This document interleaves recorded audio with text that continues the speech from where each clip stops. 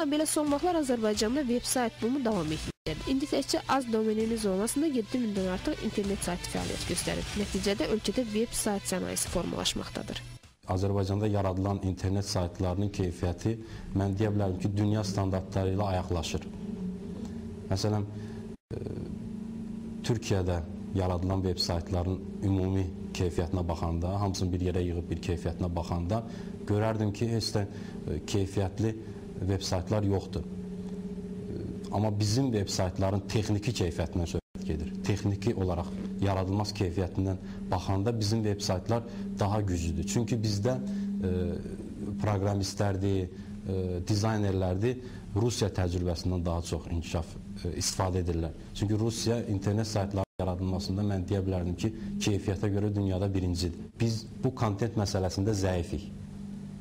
Əslində biz bu kontent məsələsində güclü olmalıyıq. Çünki biz hal-hazırda deyə bilərəm ki, informasiya müharibəsi şəraitindəyik və bu kontent, bu internetin imkanından istifadə edərək biz düşmənimizə biz cavab verməliyik. Veb-saytın yaradılmasında ən mühüm faktor onun təhlükəsizliyidir. Bu təhlükəsizlik bəzi veb-saytlara baxanda bəzən təhlükəsizlik hakerlər tərəfindən dağıdılır, müdaxiləyə məruz qalır. Yəni bu da mən deyə bilərəm ki, internetdə belə bir anlayış var ki, dağıdıla bilməyən veb-sayt yoxdur. Yəni hər bir veb-saytın açıq bir tərəfi mütləq var. Baxır, onun qarşısında duran o hakerin gücündən asılıdır. Yəni o nə qədər güclü olsa, veb-sayt məncə o qədər zəifdir. Veb-sayt o qədər təhlükəsizliyi zəifdir. Yəni ideal bir veb-sayt yoxdur. Siz baxanda dünyada texnologiya xəbərlərini baxanda görə bilərsiniz ki, aparıcı təşkilatların, hətta BMT-nin veb-saytına müdaxilə edilmişdir. Göründüyü kimi kriminal aləmdə internetin istifadə edilməsi cinayətkarlığın da artmasına gətirib çıxarır. Bir qism hakerlər müəllif hüquqlarını pozaraq öz kompüter biliklərini insanların intellektual mülkiyyətlərinə təcavüz etməyə, onların proqramların kodlarını açmağa sərf edirlər. İnternet saytlarını dağıtmaqla, serverləri iflis vəziyyətə salmaqla, məxfi məlumatların uğurlanması və başqalarının hesabına girməklə məşğul olurlar. Kiber cinayətkarlıq adlanan belə əməlləri hakerlər bəzən pul yox, sadəcə əl əmək xatirinə də edirlər. Hakerlərin qanunsuz hərəkətləri bəzən yaxşı nəticələr də verir. 70-ci illərdə Apra şəbəkəsinə qoşulan kompüterlərin sayı artdıqca Ray Tomlinson adlı hakerin ağlına kompüterlər arasında göndərilən faylların yanına özünün şəxsi verilənlərini qoşmaq ideyası gəlir.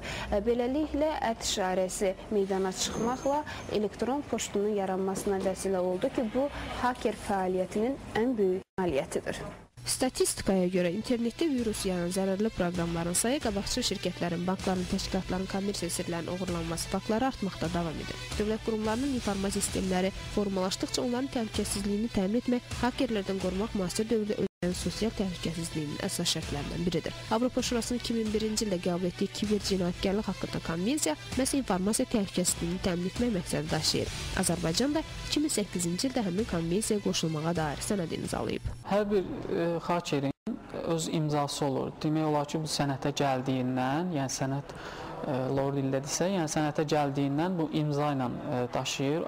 Həmin qrup arasında, belə deyək, Azərbaycan arasında, Azərbaycan içərisində bu hakerlər arasında o imza ilə tanınır. Hər imza da heç vaxt hakerlərin heç bir imzası üst-üstə düşə bilməz də. Yəni, məsələn, bir imza olsun Azərbaycandan, bir imza Türkiyədən, onlar heç vaxt üst-üstə düşmür. Düşsələr də ki, o sırası həmən dəqiqə imza dəyişilməlidir də. Yəni, heç bir imza eyni deyil.